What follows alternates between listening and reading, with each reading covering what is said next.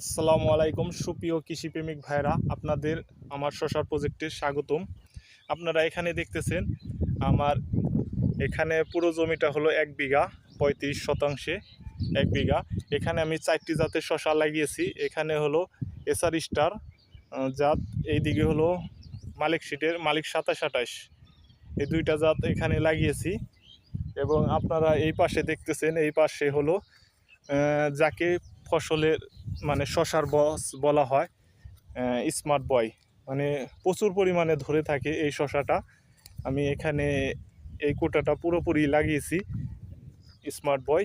এবং ওই আপনারা দেখতেছেন দূরে ওই মাথায়, ওখানে লাগাইছি আমি ইন্ডিয়ান করস ভ্যারাইটি যোদ্ধা AK-47।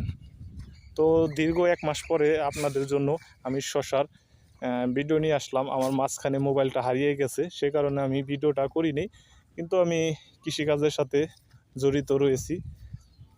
আমি আরও শশা চাষ করেছি, সেগুলোর ভিডিও দেওয়া হয় নাই মোবাইলের কারণে। দেখেন আমার এই গাছের বয়স 20 দিন হয়েছে। দেখেন 20 দিনে গাছ মাশাআল্লাহ অনেক সুন্দর হয়েছে।